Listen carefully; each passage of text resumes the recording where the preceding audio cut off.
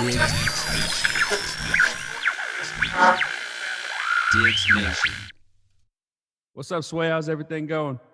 I'm chilling, man. How are you? Oh, man, I'm doing really good. Really good. You zoomed out. What's up, Quasi? How's everything going, man? What's up? What's up? It's the Peanut Butter Magic Show. It's the Peanut Butter Magic All right, everybody, welcome to Peanut Butter Magic podcast, where we talk about everything entertainment. We're just a bunch of DIYers getting together and brainstorming and hoping to share our experiences with you. Today, I wanted to talk to you guys about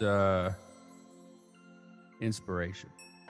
I've recently started on a new project, and I don't usually look for inspiration when I'm in that creative process. The inspiration's already there. It's like, I assume when you guys are writing music, you've been listening to music your whole life, so you don't necessarily need to go look up a song and try to get some sort of inspiration to get that creative juices flowing, or maybe you do. I tend to stay away from that, but with this new thing that I've been working on, I've just dove all the way in, and just figured that'd be something that we could talk about today. All right. Get some inside trader information from you guys. Beautiful. So, I guess we can start with inspiration, I guess, as to what kind of got us started. Like, Mike, when you were young, or maybe you just started singing yesterday, but like, what inspired you to pick up a microphone and, start writing and recording and all the above? What got me started was my uncles. They was DJs back in the days. And when I say DJs, I'm talking about like spinning records, and growing up just listening to all kind of music, being young, I just wanted to sing. So that was my inspiration, listening to my parents and my uncles, and it was like a social club. So every day was a party. It's just about, you know what I'm saying? Right. Did you ever get up there and sing with them, or like when they're up there mixing records, did you get up there and get your hands in it? Nah, I didn't get up on, a lot of times they went to, the kids couldn't go to the clubs and stuff, like, when they went to the clubs and stuff. But whenever they had like family events and stuff like that, family reunions and, different little stuff, they would let the young ones get up and do a little something. But I was the only singer in the bunch, so I would get up and sing, and everybody liked my singing, and that just motivates you to do more, stuff. So, but that's how I got started. When you figured out that you wanted to perform, like, did you have any particular records that you would throw on to kind of practice or find your voice? So many. That's probably why I'm all over the place now. But I think my go-to probably would be Michael Jackson. Because at that age, Michael Jackson was, I guess, every little kid, even though he was older. Right. You weren't moonwalking, were you? Nah, I wasn't moonwalking. I wasn't moonwalking and didn't have the Jerry curl. Not then. I had an afro though, but not the Jerry curl. But I would say Michael Jackson, a lot of the old school singers like the OJs, and who else was? Y'all, it was so many. But one song I remember that my uncles and they used to play all the time, and that was Brandy. Okay. You know what I'm talking about? I really miss you. Yeah. Brandy. I mean, they used to wear that out, and that was my very first go-to song when I was young, singing Brandy. New Edition was a thing when I was younger. Candy Girl was like the talent show song, you know what I'm saying? Right. And that it was one song Bobby Brown used to sing all the time. Oh my God. I can't think of the name of that song. You remember, because at the time they gave him a spotlight, but it was one song, he owned that motherfucker. I cannot think. You know what I'm talking about, Sway? Mm-mm. That one song on the New Edition, they very first, when they was kids, he had that one song. I'm gonna have to find out what that song is. We're gonna have to come back to that. But Bobby Brown owned that song. He did. I mean, it was a good one.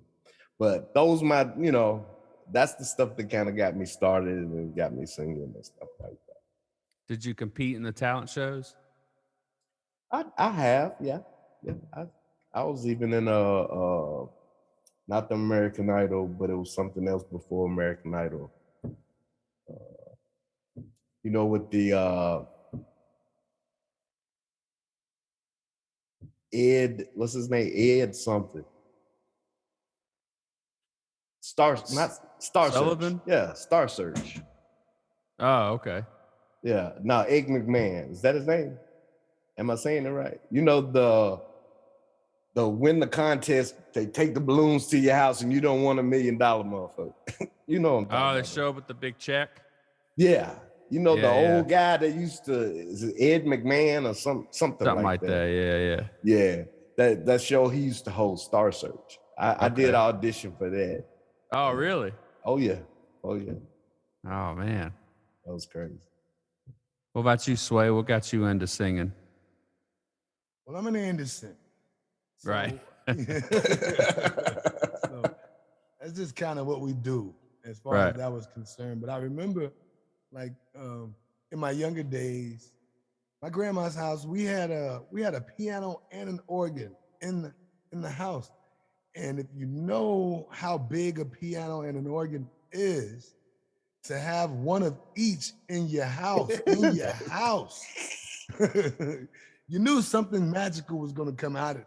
Right. But my friend, I remember at my Uncle Kenny, he used to sing at a lot of weddings because he played piano really well.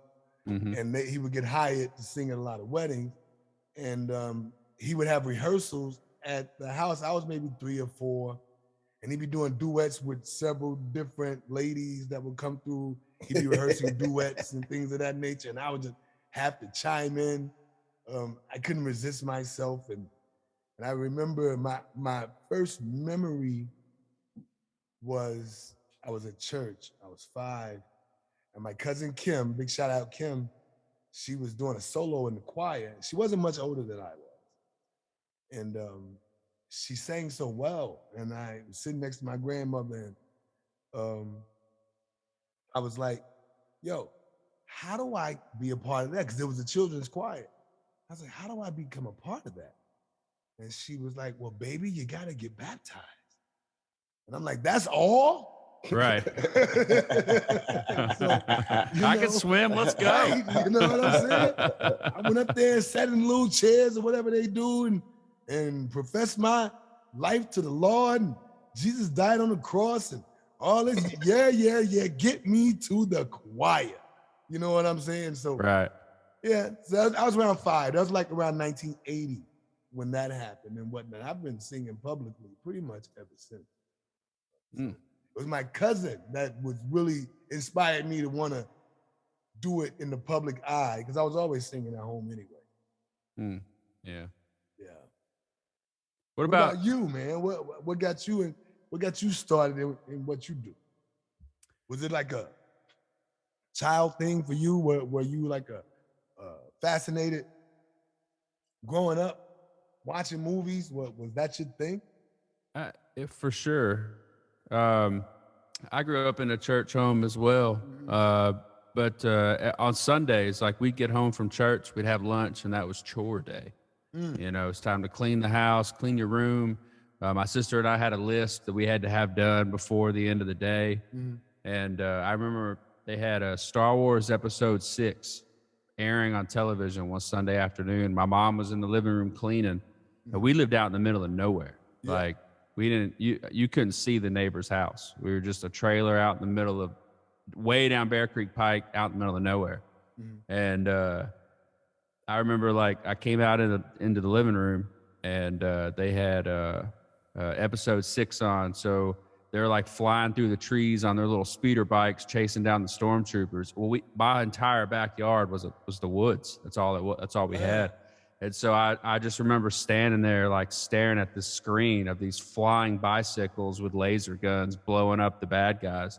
And I watched the whole rest of the movie right there, and I was fascinated ever since. Like yeah, man, I would steal my parents had a Super 8 camera, those big cassettes, not the VHS size, not the micro minis that came in like the 2000s. Yeah, like it was like a big cassette tape. Yeah. And I used to, one of my friends would come over and have like a stay the night on the weekends, and I would go steal the camera out of my parents' closet, and we would make little movies with my action figures. And wow. Yeah, so I've just been doing it ever since. We find out G.I. Joe is the star. Your first jump off. Yeah, for real. I still got all the tapes, man. Yeah. Oh, word? Yeah, For dude. real? Yeah, I can believe that. I can believe But that. do you got something to play them on? Well, so my dad actually he bought this thing that it's like a little device that's got a USB port on it, so you can hook it up to a computer. So we're set up to convert them over to digital, but I don't know that that's actually happened yet. Yeah. Yeah. But it's been like that ever since. My earliest memory of going to a movie theater was Independence Day. Wow, I was like a grown man when that came out. Yeah. I done had children. Yeah. I had 5 or 6. Yeah. I would have been like 10, I guess, when that movie came out. Wow. And I don't really remember going to the theater prior to that. I'm sure I did. All the movies that I watched before that age, I remember watching them in the living room. I don't know what movie we actually went to the theater to see. Yeah. But that's the oldest memory I have of sitting in a theater. I think my first memory of a theater was Caveman, Jack. Caveman? Yeah. Oh my God. I love Caveman. Yeah, Caveman was good. Funny as hell. Yeah. That Is that Brendan Fraser? Raquel Welch. Yeah, that's who that was, Raquel Welch. Now, we played in it. 70s babies, man. Oh, okay. Right. My first movie was Pete's Dragon and Harper Valley PTA. Wow. Now Mike is ancient. Right. Yeah, you're right there. You're right behind me. See, I mean, I was a kid though, but it was like the very first time ever going to the movies. So it like sends in your brain, you know what I'm saying? Right. And Remember the theater? Yes, it was Polk Theater. Okay, yeah. Big shout it was out. I Polk used to go Theater. there too. Wow. I would. That's how long ago it was. Now it's a mattress store. Mattress place, yeah. It was. Oh, is that the one downtown? Uh-huh. Oh, wow. Yeah. You know, at one time it was a furniture place, Yeah. and then it became a mattress place. Yeah. They say the old theater's still in there, right? Yeah, it is. Yeah. It is. You need to turn that back up. Mike's father used to work there. Sure did. That's why we got to see the movies. I mean, Wow. for free, because my dad was like, back then, he wasn't a janitor, but he did clean up and stuff. But he kind of ran the place as well. Mhm. So it was like, once one movie got over, I mean, when he took us, we got to see Everything. Pete's Dragon first. Yeah. And then when Pete's Dragon, Harper Valley PTA was actually for, back then for adults and shit. Right. But because we had to, we was basically staying there all night, we got to watch Harper Valley PTA too. That's crazy. Yeah. So whenever the movies was done and everybody was leaving, we just stay around and help him clean up. And I mean, because it wasn't that big. It wasn't as big as, Shady Brook or Right. any And of I these think it only others. had 2 theaters in it, matter of fact. Yeah. Yeah. Okay. Yeah. But yeah, man, I'll never forget those days, man. And I remember one time I got in trouble because it was candy on the floor, and you like, You know, when you kids, you don't think about shit. Like, don't pick that shit up. M&M's. Put his name And then he would go to the concession stand and get us a whole box of candy. It was like, Right. ah! Hell no. Man, them were the good days. though, Memories. man. Hell yeah. That was the only really good memory I remember his ass, but All right. he kind of vanished after that. but like I said, we was real young, man. And that was just one of the moments that kind of singed in, Yeah. stuck with you. But when was the moment when you decided that you wanted to take this thing to another level? It's one thing to be inspired by watching, but when did the doing start? Probably for me, it would have been in college. Because when I was in high school, like I was all about movies. I've always been obsessed with visual stories, whether it be television or film or whatever it was. The theater has always been a favorite place of mine to go. But I never really knew that was something I could actually do. Yeah. Like I could come up with stuff that I want to see in films or stories that I would love to tell, but it was like, you know, I live in Columbia, Tennessee. Right. I don't know anybody that does this stuff. None of my friends care about any of the stories that I come up with. What are my other options? And I was going to open up a custom car shop with a friend of mine, Cameron Milton. And Rest in peace. yep, rest in peace. And we were a couple years apart, so he was still in high school. I went to Columbia State and was like, I don't know what to do. I'll just do advertising, I guess. And I took a couple classes and was like, nah, this ain't for me. And I went to automotive school, and then he graduated from high school, and it was like, well, when I finish, we'll come up with a business loan somehow, and we'll start this custom shop, and MTV will come down and make a show about us because that's what they seem to do. And this is going to be awesome. Like Hunters in Nashville, no one will even remember them by the time we're done. Right. And he unfortunately moved away and then passed away. And around that time, I had met Evolution. Yeah. And I got my first video camera, and it was like, this is my last shot. This is my chance. Yeah. And so I shot some music videos with Sway and the rest of the guys. Those were my first real productions. Yeah. And the rest is history. Yeah. Been an adventure. For me, it was like really thinking about, signing a record deal and all that. Which you'll probably know this way, Pearl. Oh yeah. That was the beginning. That was that's when the whole other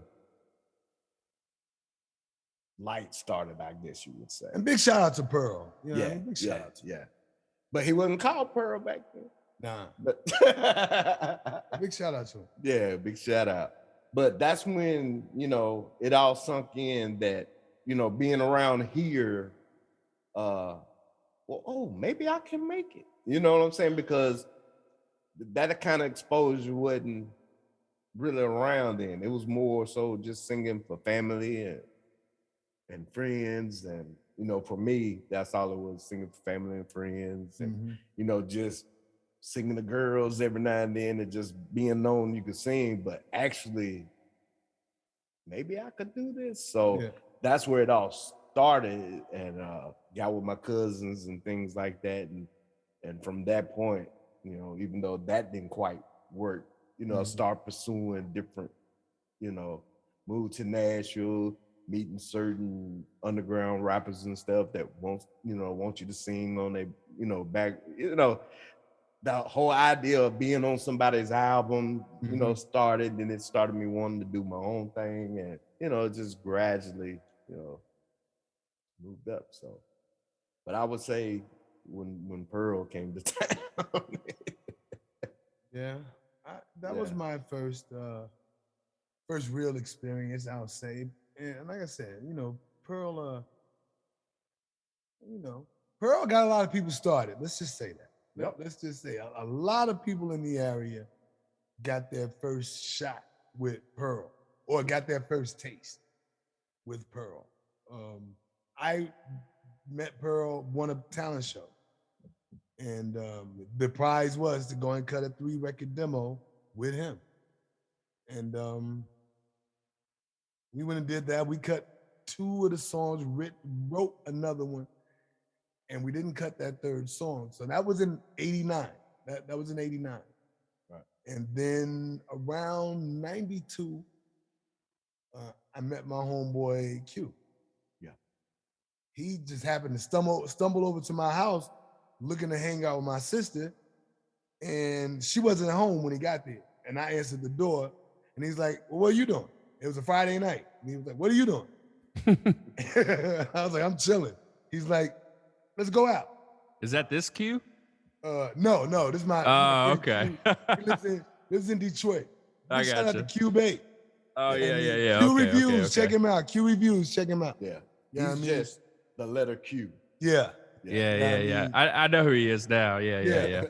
So he was just like, "What are you doing?" So we jump in. He had a Geo Tracker at the time, and he had the leather top, so we could drop the top on it, and the hose that we used to clock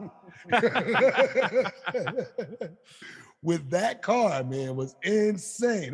That was a chick magnet for real. Geo So- Tracker. my first record was about fucking hoes in that car. Yeah, that's another story. So No, I want to hear that song. I'm trying to figure out how you bum getting Geo Tracker. man, well, there's a will, there is a sway. But he had a friend, Derry, that had cut this tape. We was doing cassette tapes back then, '92, and he called the album "Clocking Dollars," and he had recorded it in a friend of ours' bedroom, which I didn't even know the homie had a setup to where you could record, and cut this record. The record was really good. I was very impressed. It sounded like music that you heard on the radio. And I was like, "Yo, where did he cut this at?" And he was like, "He cut it at homie's house." And then they invited me to my man's crib, and he had a simple setup. We were recording 2 cassettes, so you had to get the take right the first time. Right. You know what I'm saying? You had to make Yeah, it happen yeah. the first time and whatnot. And he had a little microphone stuck in a bookshelf, and he had a keyboard that maybe had 4 tracks on it that you could make beats with. It was a little PSR Yamaha type of deal. It wasn't anything spectacular, but it was good enough to make some noise. And we cut records in there for like a year and a half. And then my homeboy decided he was gonna walk on and play for the UT Vols. And he went to college. And we were kind of stuck for a minute. And then another one of my homeboys, Set Book, had found a recording studio out here. And he came through, shared the record with us, and was like, "Yo," and he had double layers and tracks and things of that sort. I'm like, "Yo, where did you get this done at?" And he was like, "Yo, over in Riverside. I got it done in Riverside." Yeah. And he took us to the studio with him for the first time. I did some ad libs on the record, and Derry rapped with him, and me and Q was just kind of there, but I sang, so he let me cut a couple of vocals on the record since I was there. And once I heard my voice on tape with the double tracks and the layers and the mixing and It's all over. of the polish on it, that was it for me. Yeah. That was it. I knew that was gonna be the rest of my life. I knew that at that moment. I knew. There's something that's like when it comes to inspiration, we always look to the outside to inspire us, but there's something about the success of our own art that just fuels that fire. Yep.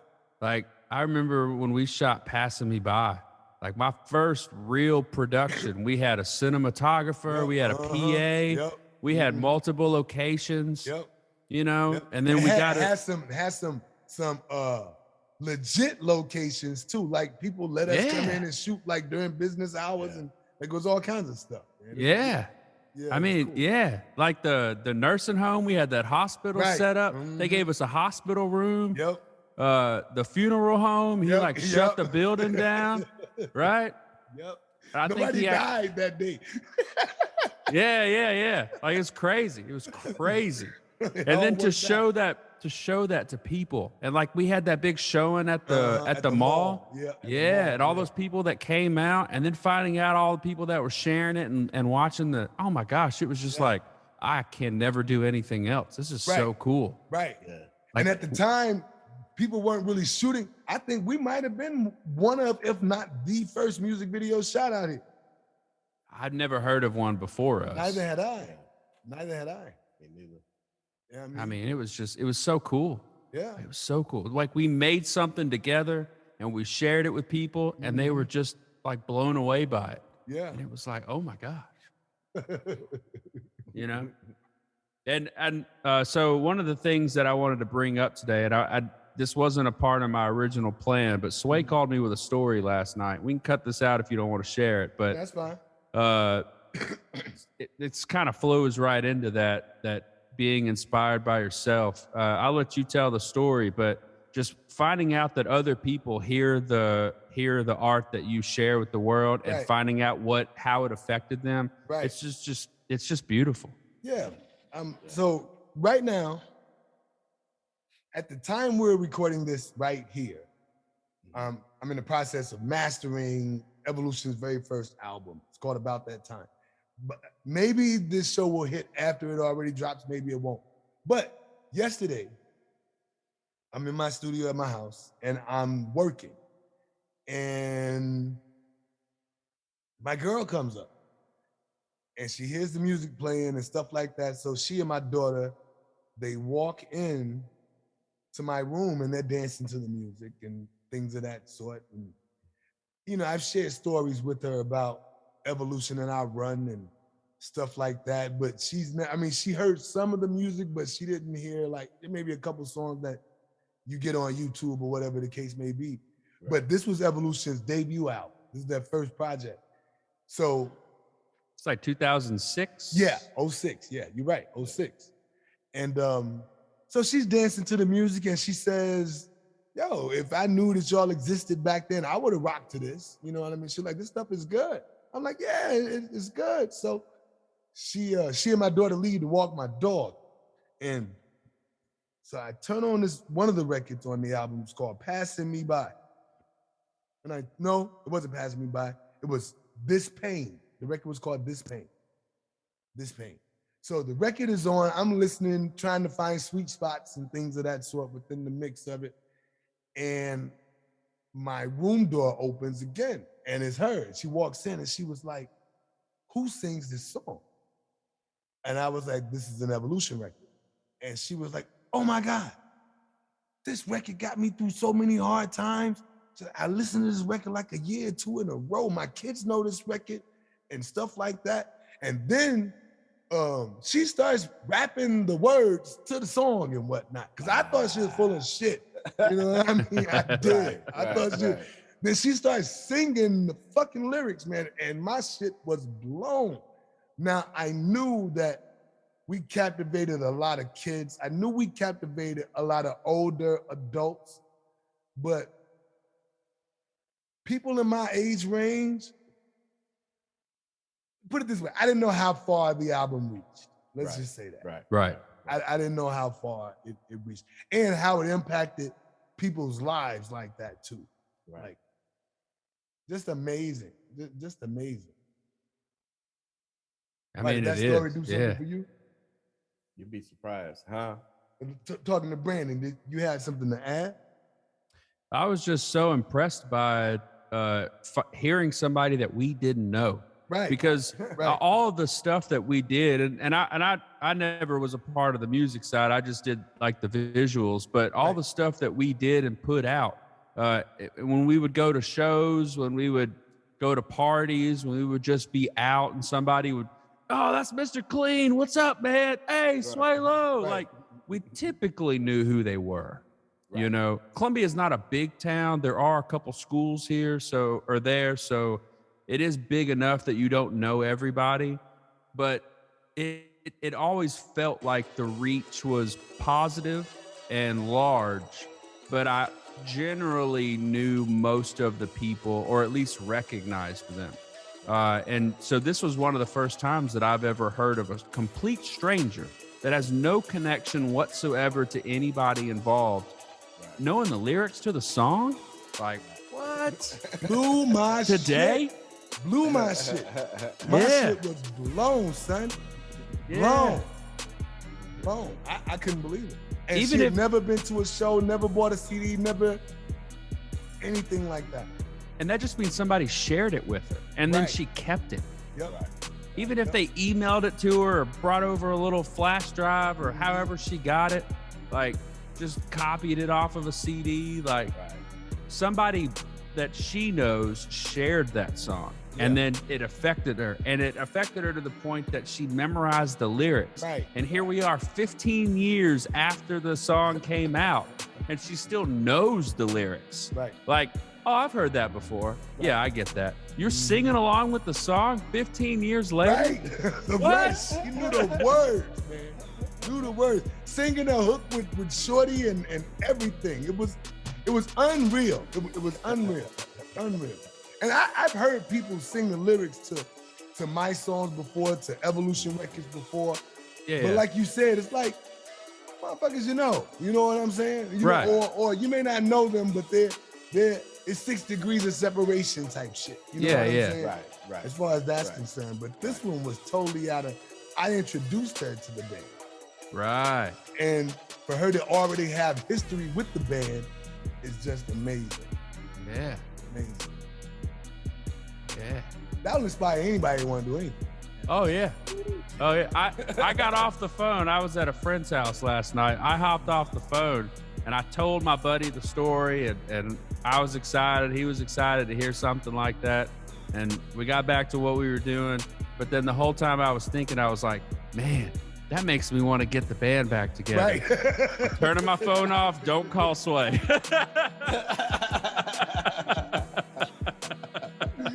Don't do it. Don't do it. Don't do it. But as of right now, I've only shared that story with you two. Yeah. So, Right. I'm gonna let it marinate. That's best. But even with the band, man, we still find a way to work together. Oh, even yes. when we're working separate. Yeah. You know what I mean? So, I think the band will be a forever thing, even if we don't assemble like Voltron ever again. Right. I think as long as we have breath in our body, we'll be interconnected in one regard or another. Right. Yes. And I think as long as we're in the business of entertaining, I think our paths will continue to cross over and over and over again. Yes. I think so. Now, something else that Evolution used to do is, and I don't remember the name of the website, but I remember that there was a website pre-YouTube success, we'll say, where people could upload beats that they made. And I know that, like, I'd go over to, what was it? SoundClick. Yeah. So I would go over to like Josh's house, and he would just play SoundClick beats back to back. And him and Luke were coming up with new Evolution records all the time, doing that, because there was just an unlimited supply of beats. Anything that you needed, I mean, you could find something. And then we would go to the studio, and we've got this song that we downloaded, and it was a free download. People give them away. But the stipulation was you can't make money on it, right? And it's kind of the same thing now if you listen to YouTube. You know, people will rip a beat off of YouTube and then sit there and play it at their house and write something. But now you've got this beat that you can't use. So Evolution would present this beat to the guy at the studio and go, we wrote this song, we can't use this beat. And then that producer would remake the beat and then switch it up a little bit to try to make it their own. And it worked. I think that we were able to keep the differences so that it wasn't a direct copy. Right. But when it comes to inspiration, one of my biggest fears is that I'm just going to end up copying. So I'm kind of curious, when you guys as musicians, when you're listening to a song, you know, Bobby Brown, a song comes on and you're humming and you're singing along, and then you go, oh man, it'd be cool if the song was actually like this. And then you write it. How do you keep that separation? How do you separate it so that the next person who comes along and hears it doesn't go, oh, he copied that Bobby Brown song that's out right now? Well, for one, people's memory is very short. You know what I'm saying? Especially mine. You know what I mean? So if you give it, let's say, like, typically to record an album takes you anywhere from 9 months to about 2 years, you know, in time span. And that's if you're going from scratch, you're not downloading beats, you're getting beats, you're making your own, or you hiring a band, or you hire a producer. It's gonna take you about a good 9 months minimum to finish that off. By the time your record hits, if you make enough necessary changes within the record to disguise what's going on, people won't remember anyway. Right. They just won't. They won't. I mean, there's a certain formula to drums in making a hit song. There's a certain formula to what people are trained to hear that distinguishes it from a hit record to not a hit record.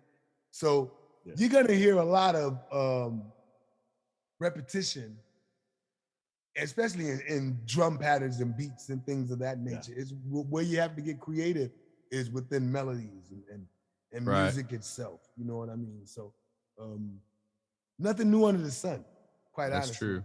You know, chords are chords are chords are chords are chords. Right. You There's just only gotta, so many. You just got to be creative in the way you put those chords together. I see.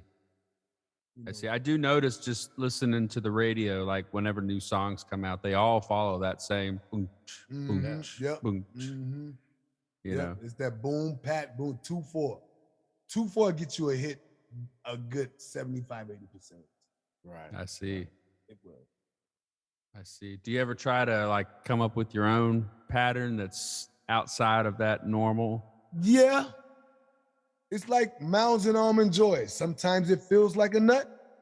Sometimes it don't. You know what I'm saying? That'll be me. I'll get so far off into a song and it'll be like, and then by the time I'm done, I'm like, man, that sounds just like, damn. Yeah. Or my wife, she'll listen. I'll be like, check this out. And she's like, why that sound like such and such? And then I listen, I'm like, damn, sure. But you can always make like little subtle adjustments to just kind of differentiate, you know, from another record. Yeah. Like yesterday, I was riding in the car and I was listening to the radio, and this record came on by this artist, man, that just blew my shit. I couldn't wait to get home to get to work. Like, so I still get inspired by listening to other people's art. Right. And stuff like that. It still makes me want to find that passion within myself. Yeah. Do that. Yeah. That was one of the questions I was going to ask, because there are times that I'll like watch a movie. I think the last movie I watched that I got excited about was Army of the Dead. Mm-hmm. It's on Netflix, and it's a Zack Snyder film. Mm-hmm. And he tried to do Dawn of the Dead sequel, and the writer of that film was working on another project, so he just decided to write his own zombie flick. And there's a lot of Easter eggs hidden within the background of the film, and there are Reddit forums where people are talking about what's actually going on, and there's different like side stories that are brought up, and then they just kind of brush it off and move on. And then if you continue to watch the movie, you'll see it come up in the background. Right. And so it got me inspired because I love that when you watch something and you look for things that aren't flashed in front of your face, Right. but if you pay attention to them and you pick up on them, then you can see those patterns come up again in Yeah. the film. Yeah. And it's just, I don't even care about the movie anymore. I'm just so interested in what all these other little side quests are. Mhm. And it just got me so inspired. So I'm curious, as musicians, and Sway, you just kind of touched on it on your own already, but it's like when you're listening to a song, like how often does that happen when you're hear a new hit and you go, oh shit, I got to turn the mic on right now? Pretty frequently, believe it or not, because I'm always looking for inspiration. Yeah. I really am. I'm looking for inspiration in everything that I do, especially these days, because I feel like a lot of the times I don't have much to write about today. Mm. But if I can listen to a song and get inspired, or watch a movie and hear like the end credits record or something like that, like I watched the Harriet Tubman movie about 6-7 months ago, and the end record for the record on the end credits was just so incredible to where if I didn't sit down, I was doing a disservice to myself. Right. If I didn't sit down and get creative right away. So, but there's a plethora of things that can motivate. Money can inspire, or lack thereof. Of course. You know what I'm saying? It can be very inspiring. You know, like looking into your children's faces and That's you know, definitely seeing the inspiring. love in their eyes and stuff like that can inspire you to want to write something spectacular. Losing someone, gaining someone, finding someone, leaving someone. You know, politics, civil rights, hippie deals. And there's so many different areas you can go within to kind of find your inspiration Right. and do that. I know every. I was going to ask you about that. Like, what are some of the things that you see out in the world that aren't necessarily musical or love related that you just go, I need to write a song about that? I don't know. I'm an emotional person, so Okay. everything.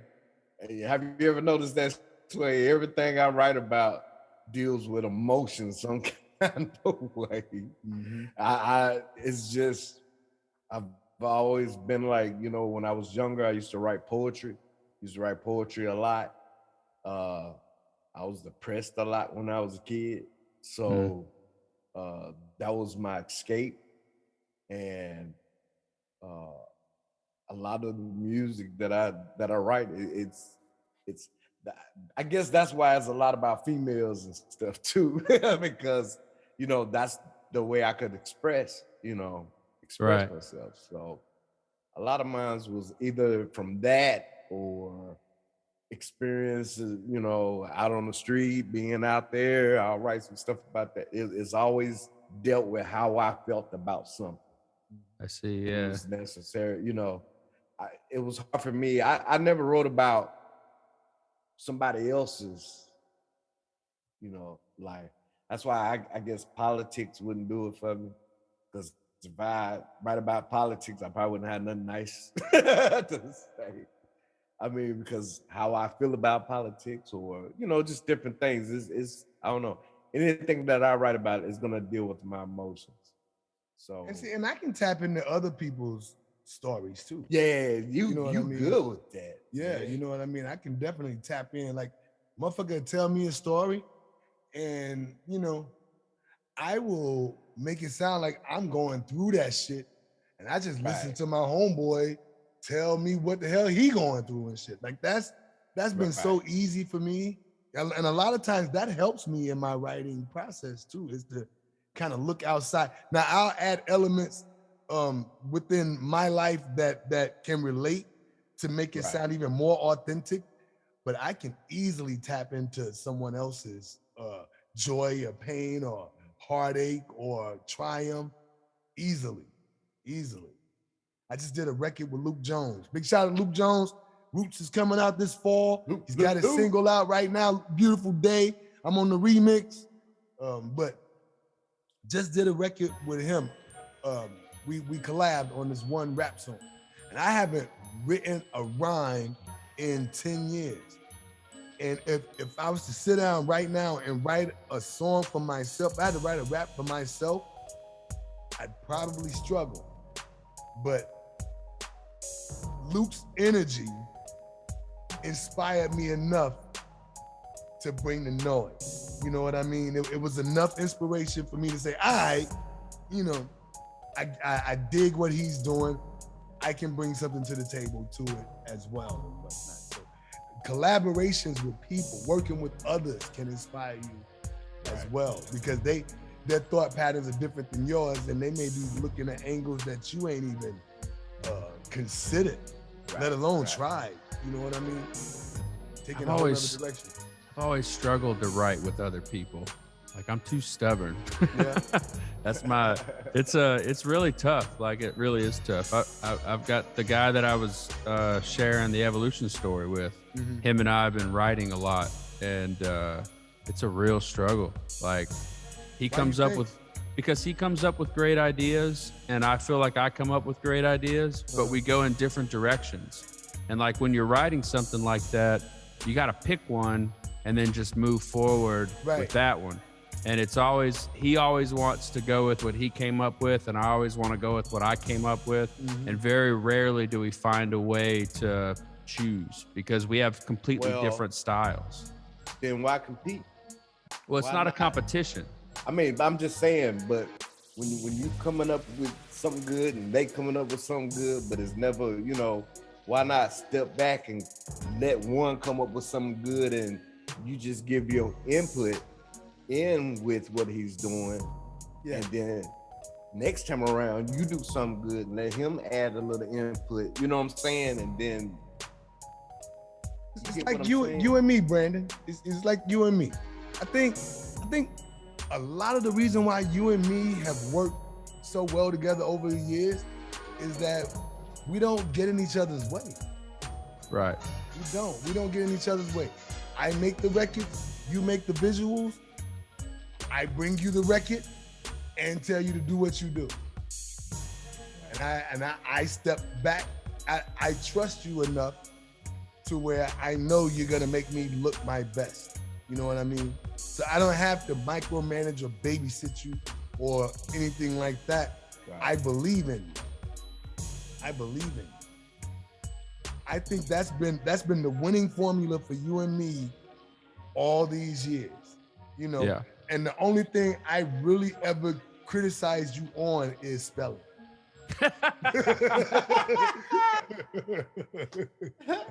Yeah, it's bad. It's real bad, man. That's it. I just don't get in your way. You're free to be who you are working with me, because I trust that you're good enough at what you do to win. Right. You know what I mean? So maybe finding that happy medium. But I also had to learn who you were too. Yeah. I had to learn about who Boston is. And once I figured out who you were as an artist, like, okay, the best way for me and Brandon to work together in solidarity is for me to not overthink what he does. Right. Let Brandon be Brandon and do that. And as you know, with all of our projects, we've never butted heads. No.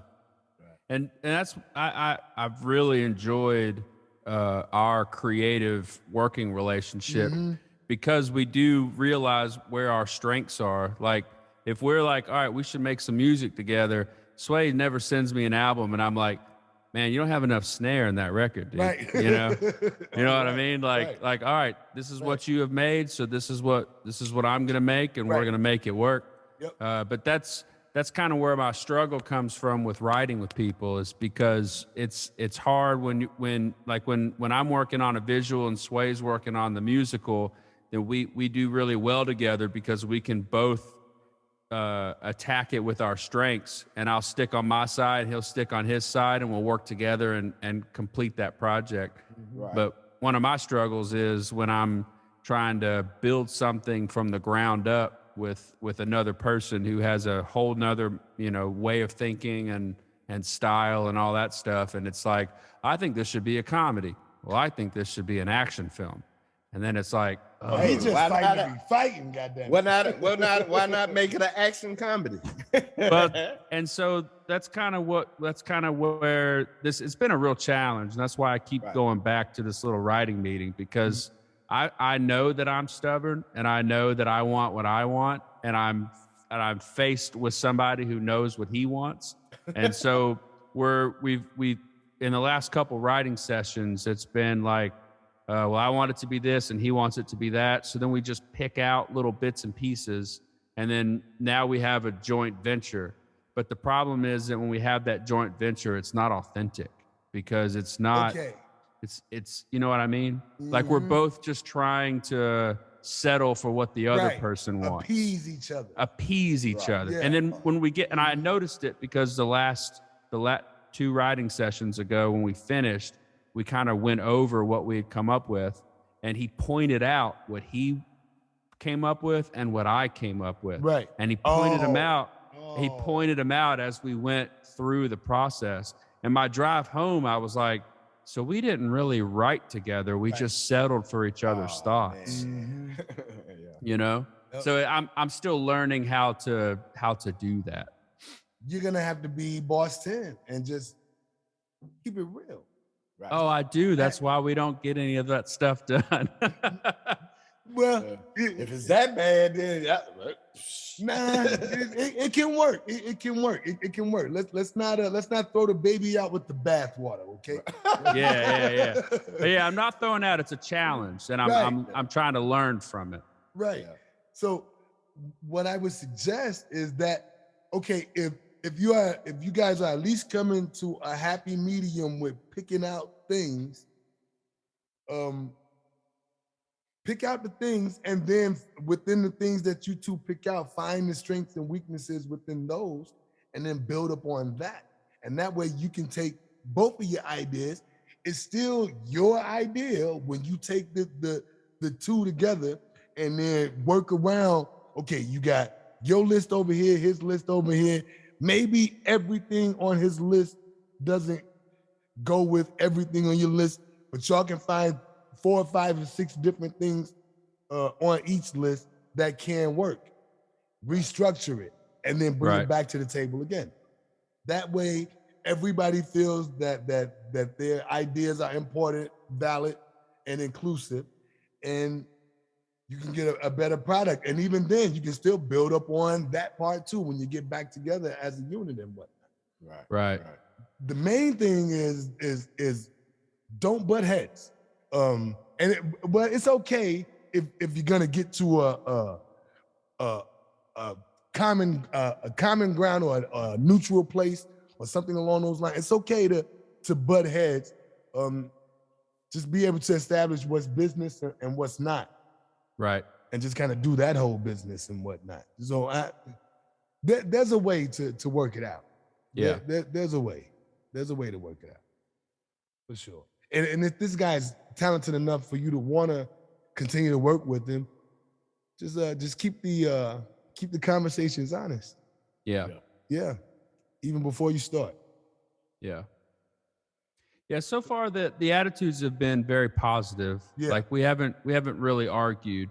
It's mostly just been difference of opinions, Mhm. and then we just So- kind of pick something. So what brought y'all together in the first place? So when I moved to Lexington, I was pretty much just here alone, and so I was like, I came up here for a job, but the job isn't the career. It's just, paying the bills at the moment. I still need to do productions. I've moved away from all my creative contacts. So I want to build some relationships in Lexington and just try to grow the team. So I found some film groups that already existed on Facebook, and there's a lot of drama that unnecessarily came along with it. But I ended up meeting a couple people that were in the same boat that all of us are in, where we're just trying to work together and get better. And this was one of those guys. He just kind of showed up, didn't really know anybody. We did a couple things together, and then he changed jobs, changed lives, and I didn't hear from him again. And then when the pandemic started, he just randomly hit me up and was like, I've kind of got my life together. I had some things that I was dealing with, so I just kind of walked away. But I really liked the idea of having people to work with, because I'm still learning, and I learned a lot while we were all working together. So if you're still doing that, let me know. I'd like to get involved. And I was like, the world's shutting down. Like, nobody's doing anything. But he don't live that far from me. So we just started like once a week, a couple times a month, get together and write some stuff. And we wrote some really cool things. But lately, now that we've been taking all these ideas and trying to finalize them, that's where all that button heads is starting to come into play. I see.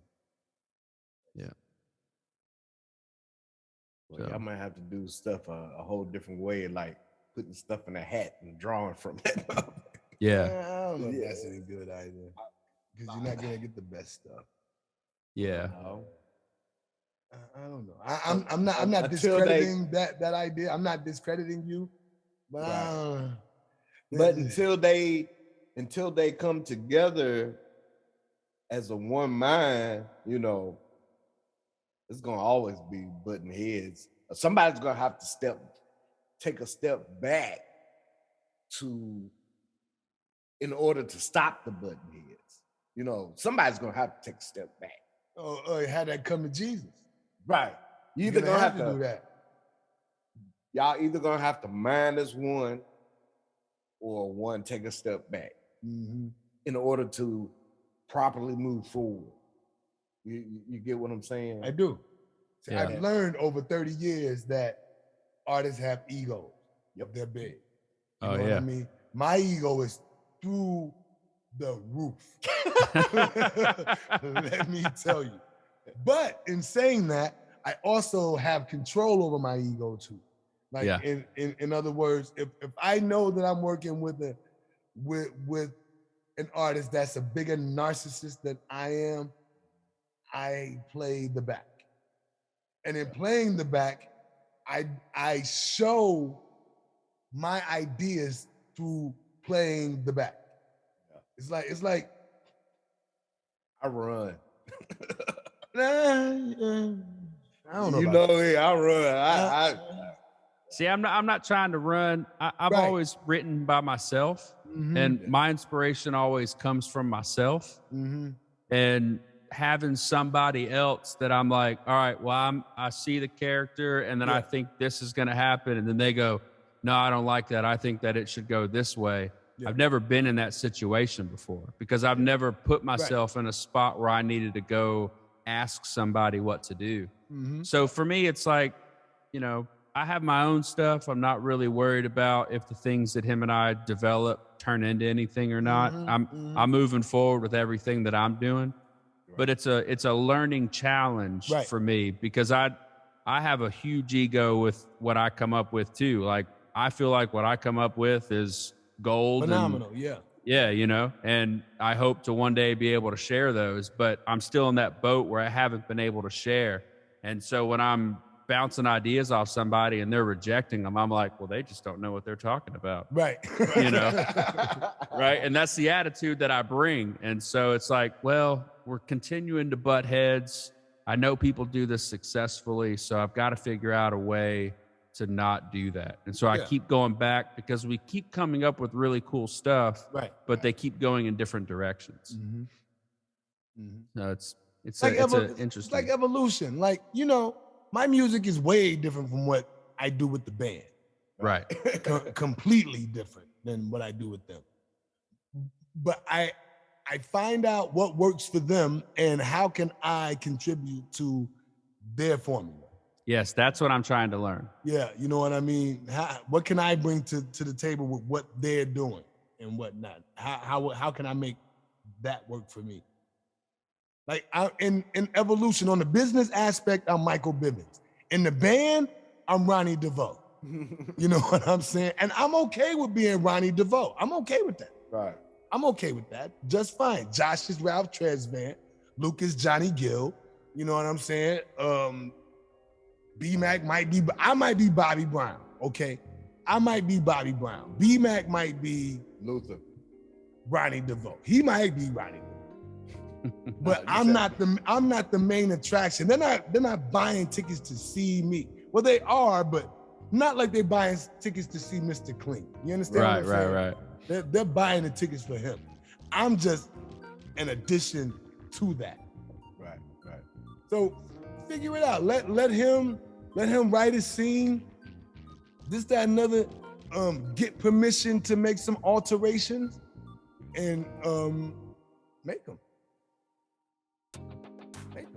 But make it work for both of you. Make him feel included in your alterations and whatnot, to where when you bring it back to him, he doesn't feel like you left him out. Right. You know what I mean? Because a lot of times, as long as it'll work, if someone sees that their work is being included with other people, it makes them feel a sense of belonging, community, and stuff like that. You know what I mean? Sure. Yeah. So, you know, it can work, boss. It can. Or another thing you can do is take his idea and you make it into what you want, then let him take your idea and let him make it into what he wants. That's a good one too. And then you're gonna get the both of both. Mm-hmm. You get what I'm saying? But you gotta be okay that with what might they even help you guys to really understand one another Right. too.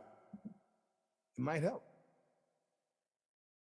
That's a pretty good idea. Like, I could write a page and then give it to him, and then he writes the next page based off of what my page was, or let him start and I go whatever order, and then just kind of go back and forth. And that way we're forcing each other to work on the same thing. Yep. That's brilliant. That's a really good idea. And allow each other to make edits and stuff to your pages. Yes. You know what I mean? Like if you send him a page, don't get your panties in a wad if he says, if he uses them instead of them. You understand what I'm saying? Right, like right. That whole business. You know Right. what I mean? Yeah. Allow that. Because that will show camaraderie and shit. That will. Yeah. And I'm speaking from being in a band. Right. That's how bandmates work. You know what I mean? Like Luke Jones wrote a verse on one of the songs on Cold Black that I rap. Oh, really? Only one, but he did. And he did it for the betterment of the song. I didn't get whether I liked the verse or not was irrelevant. Right. He did it for the team. You understand what I'm saying? So Yeah. he came with something that was already done. My flow fit what he did, so we ran with it and did that whole business. Okay. Like I said, I have a big ego, but it's not too big to where I can't compromise and shit. Right. You know, just gotta know that you're not in it alone. It ain't that bad. Yeah.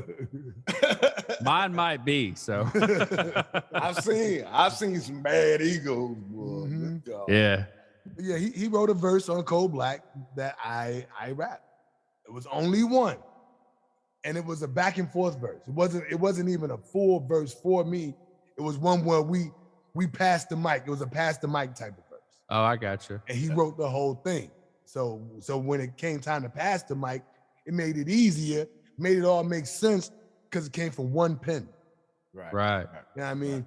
That's sacrificing yourself for the sake of the record Right. and putting your ego aside. Mm. But hadn't I Those are told you some that, good you points. never know. Yeah, you never know. Yeah. If y'all would have wrote it separately, he said cocoa and you said hummus.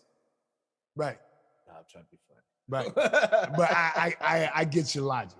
I get what you was trying to do. Have you ever had chocolate hummus? Ugh. I ain't never had regular hummus. Man, I Oh, tried man. that stuff. That stuff is nasty, man. Oh, my Oh, God. I just tastes don't like the like- way it looked. Tastes like bland paste. It don't look the part. Nah, it's good, man. You get the red pepper hummus. It's got the red bell peppers in the center. Uh-huh. Get some thick crackers. It's You eat it good, with man. crackers? Hey, Or don't let crackers or pita bread, whatever. It's Mhm. good, man. They make Yeah. those pretzel chips Uh-huh. where it's a chip, but it's supposed to be like a pretzel. You dip that shit in there. Woo, trust me, Philip. it's good. Yeah. You gonna I be will like- say, hey, the first couple times I had it, I was like, this is disgusting. But then I just came across this red pepper one, man. I ate the whole Mhm. package. Really? Let me ask you, have you ever had guacamole? Yeah. Love guacamole. Now, have you ever had avocado Yeah. without nothing? Uh-huh. Yeah. You like avocado? Nah. Yeah. Plain avocado? No. Yeah, But I put love some salt guacamole. and pepper on it. Okay. Well, if you don't like plain avocado, you ain't gonna like hummus. Really. But I love It's the guacamole. same like Really. Yeah. It used to be a texture thing. I didn't like guacamole for the same reason. But Mhm. once I got used to it, Yeah. but it don't Good have no stuff. flavor. Where's the flavor? You're right. You're right. Hummus. Guacamole doesn't really have no flavor, but it kind of does. yeah. You know what I mean? I mean, yeah, if you after you done fixed it up, but if you just take the plain avocado. avocado, it don't taste like crap. Yeah, but nobody eats avocado by itself. I see people eat it. man. Those people have mental problems. Right. Touche. I remember one time I bought an avocado because I see people eat it all the time and it looks so good. I bought an avocado. I'm like, No. That's like people that eat mayonnaise by the spoonful. Like, Fuck hey, that. yeah, nobody. You should never do that. But if you want to put it on a burger, yeah, I you want want to put it on. mayonnaise and bread. No, Nah, that's another thing. yeah. And you were 8. You know what I'm Ah, saying? I was 16. Hell no. I You were ain't 8 mayonnaise years and too bread. long. I ate mayonnaise and bread for a long time, man. Man. You know, when you no, grow no, up no. eating something, Uh-uh. you know, it becomes like a part of. Yeah, some things you just can't go back to. Yeah. I probably couldn't eat it now. Like a syrup sandwich? No. Nah. No. I question your Especially upbringing. Oh, it I grew wasn't up eating mayonnaise bread. What? Man, you be I surprised. did too. Man. I ain't even gonna lie. I did too. Hey, coming Sugar up, toasted shit. You know what I'm saying? Yeah. coming up, we didn't have Wheaties and what everybody else had. Now we Yeah, ain't but you could just have bread. We had cereal with just cereal on the box. now you need a little flavor. You need a little flavor on that bread. You do. Yeah, we sprinkled Uh-huh. sugar. Sugar and butter. We did that syrup. We used Yeah. to drink Do that. sugar water. Yeah, that wasn't the greatest. But yeah, Yeah. we used to fuck with that. See, you had Kool-Aid. We had sugar water. Hey, man, my Kool-Aid was basically sugar Right. water. Yeah, I mean, straight up. Oh my god! I think about how I used to make Kool-Aid as a kid. I Yeah. can't even touch that stuff now. Nah, no. Nah, I don't want no Kool-Aid. Mm-mm. Nigga. Mm-mm. I don't want that. Like Chef Boyardee, I don't want none of that shit either. I still love milk, but I just can't drink it like I want to. Mm-mm. No. Man, I used to take Chef Boyardee and just put it on bread. Yep. Ugh. Yeah, As like a I would kid, take a piece of bread and just pour that can on the bread, and I let y'all have that. Yeah, I mean, I had to heat it up, of course, but yeah, I would eat it with bread. yeah, Now, the aftertaste messes with me now. I can't eat it at all. I can't. I don't even see how kids eat it. And for me, that determines whether you really grown or not. Is if you still eat Chef Boyardee and shit. You still eating that shit, Right. You ain't grown. right. No See a way. grown man at a grocery store, Hell like, yeah. oh, how many kids you got? I ain't got no kids. Right. What? You eating that Now, nasty shit? There is one thing that I ate when I was a kid and I still eat to this day. What's that? And it's like one of those rare moments when you get it and you gotta go off to yourself and just enjoy it. Save us the suspense, Quasi. Sardines. Sardines? Yeah, I fucks with those. Ooh. Yes, I I fucks with love those. sardines. Now I can only eat a few at a time. I can't sit Yeah. down and eat an entire can, but you give me one or two. Oh, I with can. some saltines. Give me some Yeah. saltines Yep. and some hot sauce. Hot sauce. Yep. Mm-hmm. Yep. I'm golden. Yeah. I'm golden. I can eat one or two. Cheesecake is Man, something you I don't know can't what eat a you're lot missing, man. You do not know what you're missing. But has any And of that it's full shit of inspired you to? omega-3s. Has any of that shit inspired you to write any records though, Quad? Nah, man, come on now. You got no fishy tunes? Right. You need some No. fishy tunes in your life. You know what I'm saying? You ain't lived unless you got a fishy tune. and shit. That's right. No. Ah. The only So what thing- inspires you now? Let's talk about the present. What inspires you guys now to be creative? Well, what expired? And what would you like I've to been see watching happen a in the lot future? of. I'm gonna be honest with you. I've been watching a lot of foreign films. Mhm. Remember, we had a discussion about one I watched the other Yeah. day, Uh-huh. and the music that came from. I mean, this was like in not Russia. Oh, excuse me, not Russia, but it's like a part of Russia. Mhm. It's like on the outskirts. I can't think what it is. But the music that came from that movie not only shocked me because of the style of music, the genre of music, but how well they did it. I'm serious, man. They did some R&B stuff, man, that's better than we do R&B. You sure it wasn't Switzerland? It The was outskirts more of so- Russia, Sway. It's more so like I mean because they had like it's like Greece. In the country. It's not Greece? I mean, it's over on That's that kind of the side. outskirts. Right. Once you make that left Oh turn in my Albuquerque. Oh my god. I'm gonna have to find it's something like Poland or something like that. Okay. Yeah, it's That's something like Greece. that. But anyway. same thing. Potatoes, and shit. That's just like man. Anyway, I was gonna say something really funny. But Some make sausage, some make gyros, Right, whatever. yeah, I mean, you know, They're all mixing meat. who's watching? hey, sausage is euros, right? Nah, I'm just kidding. No. But no, seriously. I mean, the music like was amazing. You know what I'm saying? I mean, like I said, that R&B song that I heard sound better than some R&B songs over here. And it's like, how's that possible, man? I mean, it sounded that good, and it inspired me to want to get on and do some stuff. Cause I was telling you about how good it sounded. I mean, it was that good. Now the question is, have you made any records? Nah. nah, not yet. They didn't inspire you that much. Right. Right. I mean, it inspired him to think about it. Right.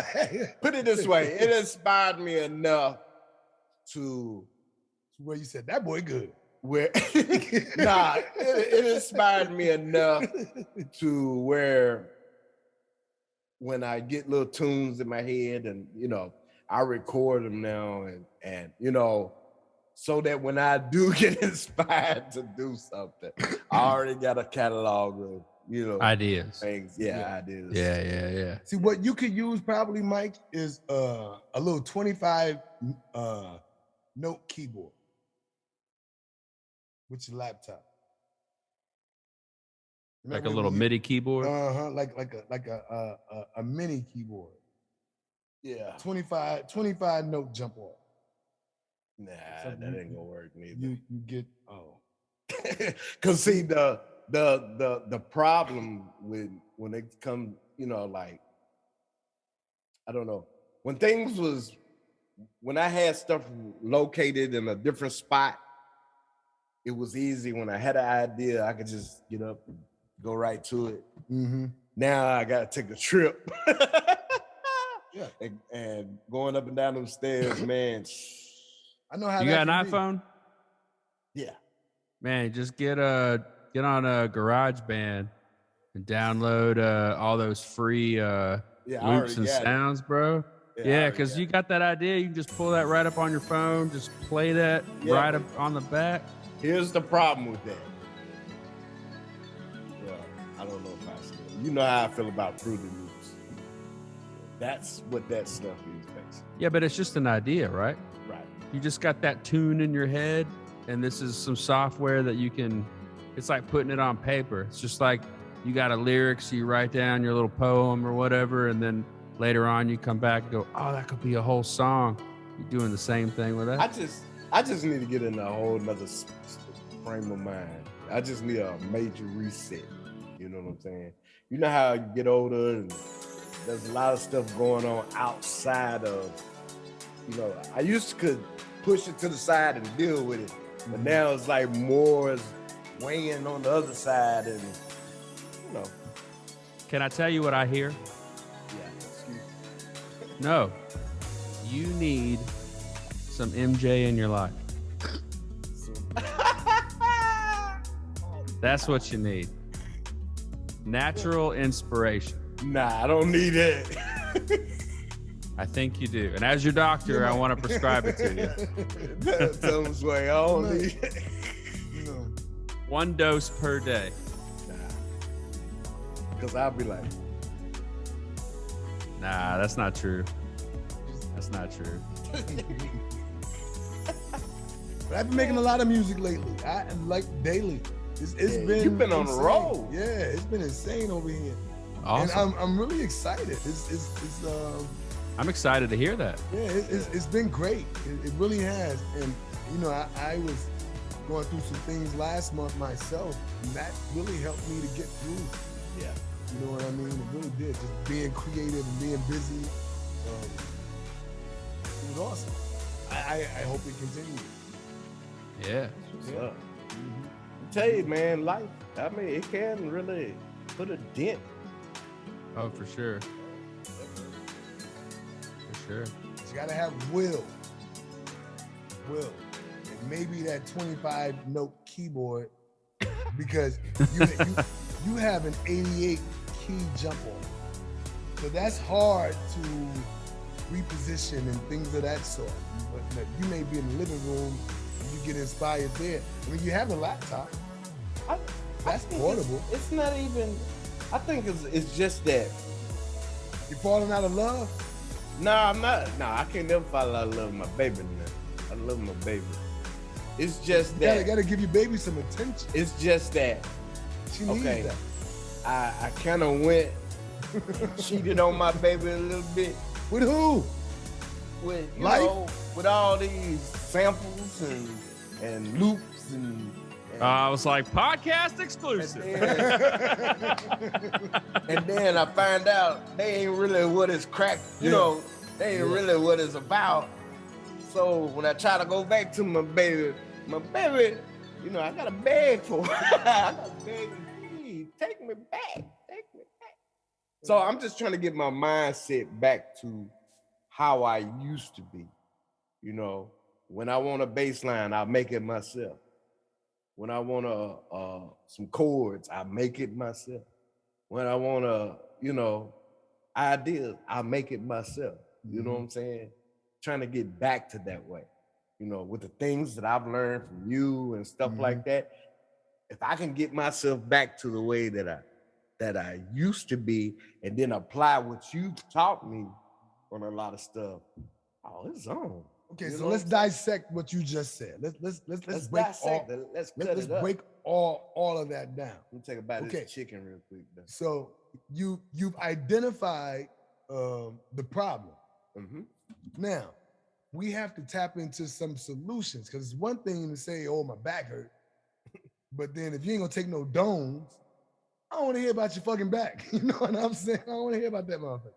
So let's talk about some some solutions and whatnot. What can we do to make life easier, to where you can get back to your baby? Well, nah. But you just got to get that. You just got to get that creative juice know. flowing. I know what I need to do. Mm-hmm. I need to at least, if not every day, but every other day, just come sit down and just make something. Yeah. Whether it sound good, whether it don't sound Mhm. good, whether it just make something. Yep. You know what I'm saying? If I can get myself to that, just take out an hour out of my day and just create, not trying to make the next hit or anything, just create. I know that'll eventually pull me back into where I need to be. Oh, for sure. Mm-hmm. I write every day. Yeah. Like every day I write. And 6 out of 7 days, it's garbage. And Yeah. I don't even want to click the save button. Mhm. Like it's so bad. I do, and I keep it. And the reason I keep it is because I'm just keeping it flowing. It's just coming out hear every you. single day. You know what I mean? Mhm. And every once in a while, I'll come up with something and I'll go, oh man, this really works. And I'll keep going and keep going. And then I'll remember 3 days ago when I wrote that god awful scene, I'm going to rewrite it now, but it actually fits into what I'm thinking. Yeah. And it just continues to grow. And what I started with, like I said, was total garbage. Nobody wants to read this. Nobody wants to see this. But keeping it and doing it, it helped me develop something else that is useful. Right. I hear you. But- That's a good strategy too. I ain't even gonna lie. That's good. Yeah. I'm I good. write every day with that. Yeah, that's good. That's real. But good. another thing I had to learn though is what you might think is garbage, somebody else might, without a doubt. love it. You know what I'm yeah. saying? Hell yeah. I wasn't a friend of This Pain. I wasn't an enemy of that motherfucker, but it wasn't one of my favorite songs on that album. Right. But my shorty, she got through life issues with that motherfucker. Right. Right. You know what I'm saying? So it's like, you never know. You never know. Yep. You just go in the studio, click record, and just start singing. Pull up that 1,000 keyboard you got sitting there, and just start jamming, man. And after a couple days, something's gonna click, and you're I'm gonna gonna go, start back "Oh, drinking. I'm gonna start back drinking. That's a good start. See, I'm over here like, just say no. Look, Brady's this like, is- we too busy saying yeah. Hey, Sway. Exactly. Show. Oh. Oh. Are you a fan of your work? Who, me? Yeah. I am now. So I am now a fan to the point to where you can listen all day. Nah, You're not a fan like that? I don't know. You gotta change that. You do. You really do. I've really never been a fan of my work where I listen to it all day. Really? Yeah. Not like that. Now I I watch- listen to, like when I was with the guys and stuff. Now I listen to their stuff, Mhm. but not my own. I would fast forward when it get to my stuff. I really would. Man, Yeah. I don't know. I watch Is This the End at least once a month. Right. You know what I'm saying? Absolutely. Absolutely. Like that's one of my favorite productions that I have done. Mhm. Out of everything that I've done in the last 10 years, that one's my favorite. Absolutely. Oh wow. Absolutely. Yeah, like I wouldn't continue to make productions if I didn't have artwork like that I Right. just am so happy with how it turned out. Mhm. Like you got to find that sound that you're proud of. Yeah. You know what I mean? Like Yeah. that's crucial.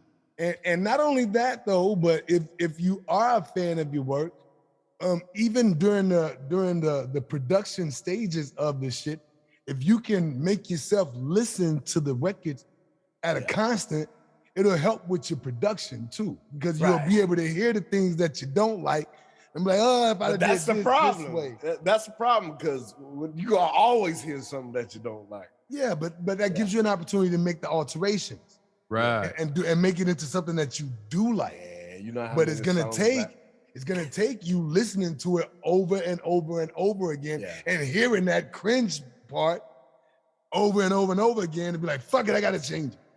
You I know gotta how do something many different. times I do that? Like every time I listen to, I'll be going through my computer and I listen. Oh, I forgot all about that song. Then Mhm. I get to go to listen to it. Next thing I know it, I'm pulling it up in the studio. Right. I'm like, Mhm.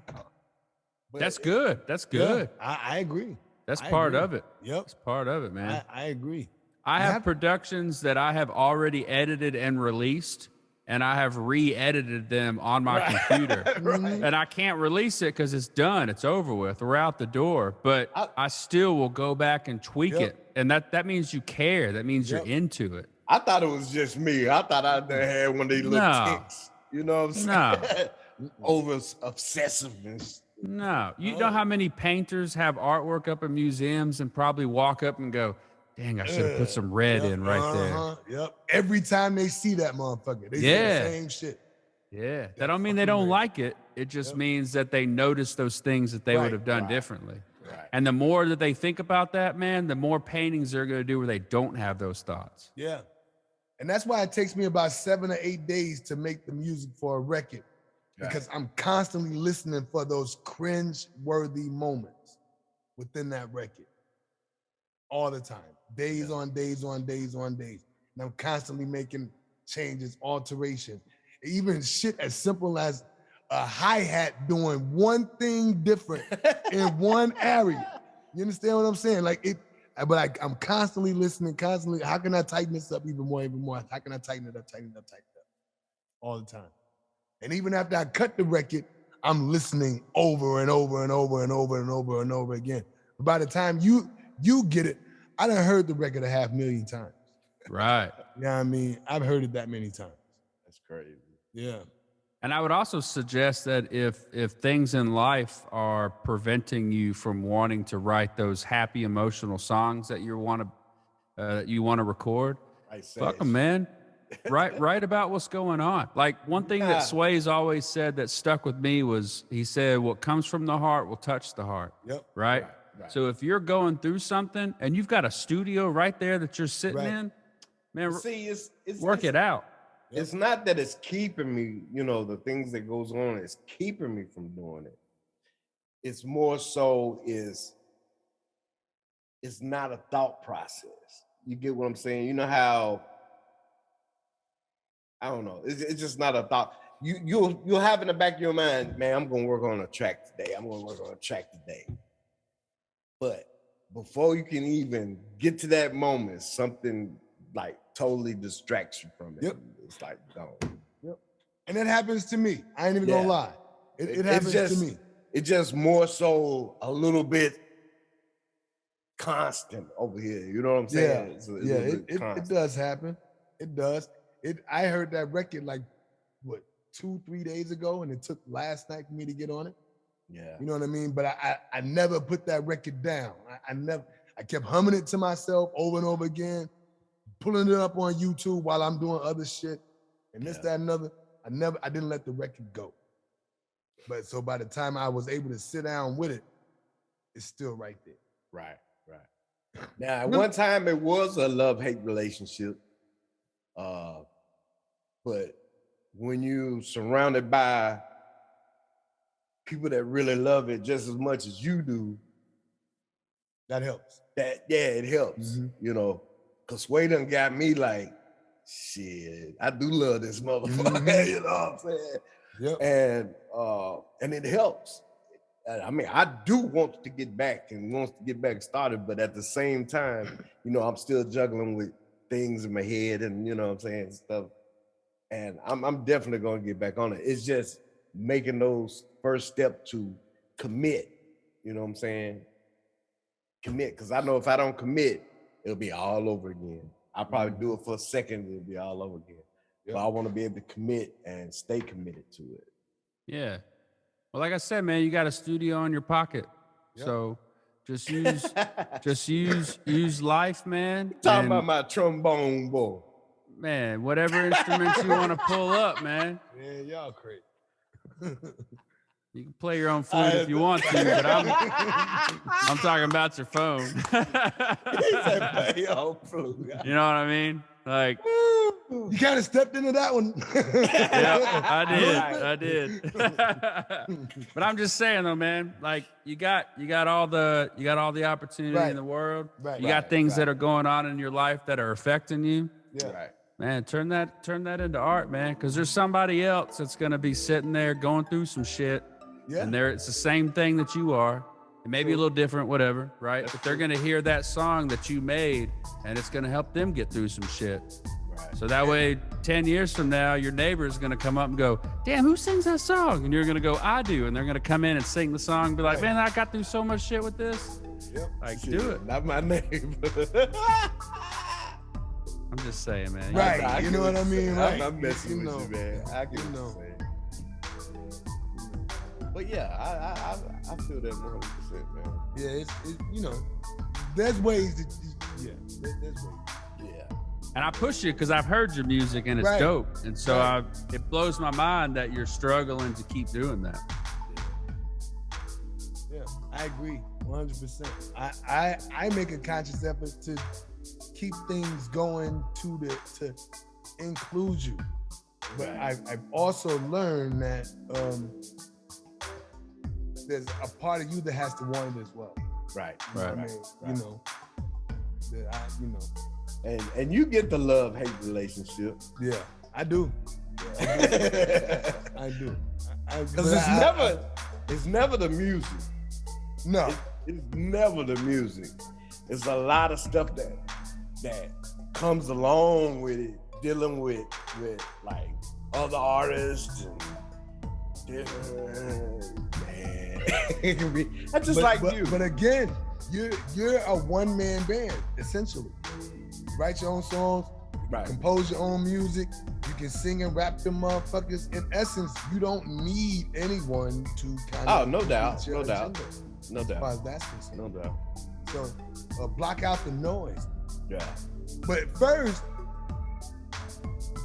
ask yourself the question, do I want to continue on in this capacity? Right. You know what I mean? Just be real with yourself. To thine self, be true. To thine self. Because the podcast inspires me to get in the studio. I mean, No, the I mean, podcast inspired me. It inspires Yeah. me to want to be creative more often than not. Really, honestly, because of the podcast, I'm in the studio every day, whether I'm working on it or not. But there's something to do all the time because of what we're doing right now. Yeah. It's motivating me to want to do other things. So I appreciate y'all for this opportunity to do something like this, because it's like Stella getting her groove back and shit. That's the way I feel. I feel just like that. Hey, I appreciate the conversations. Mhm. You know what I'm saying? Not just the podcast, but the conversation. Mhm. Because other than that, I mean, you talking to yourself. Yeah. Right. So what do we want people to take away from this conversation today? I would say just to find inspiration in everything. Like, don't limit yourself to, what you think is supposed to inspire you. I think that listeners have heard 3 different takes on how we begin and execute our creative process. Mm-hmm. And I think, like, I find inspiration in everything. I'll read like an article on some new technology that's coming out, maybe it's coming out 10 years from now, but I just learned about it. And all of a sudden I'm like, man, how could I implement that into a story? That'd be really cool. Like, just take inspiration from everything that you do. Don't ever stop. Just do. Nike's, like, I have a love-hate relationship with Nikes because they're so expensive, right? They're just stupid. I've never like growing up, I just wanted Nikes because everyone had Nikes. Right. The shoes were like $150 to $250. There was no way we could afford them. Yeah. And I remember buying my first pair of Nikes. Like it was a big deal to have them. And it was just like it was huge. So I've always hated Nike for the cost that goes into it. But I love Nike because they have the best saying, the best slogan of anything ever. I've never heard anything that tops "Just do it." Right. Yeah. Like it don't even make sense for a shoe brand. Right. But Right. for life, man, Mm-hmm. that's it. Just do it. That's your inspiration. Do it. Even if it sucks, even if you fail, even if everybody laughs or hates it, you did it. And the next one that you do is going to be better than the previous one, unless you didn't learn anything. You know what I mean? Just take inspiration in yourself. Do it. I couldn't have said it better myself. It's leave pretty that alone. beautiful. Yeah, I'm gonna leave that alone. I'm not even gonna have any fun. I got nothing. Good job. All right, guys, we all have a good night. And thank you for checking us out. See y'all next time. Yeah.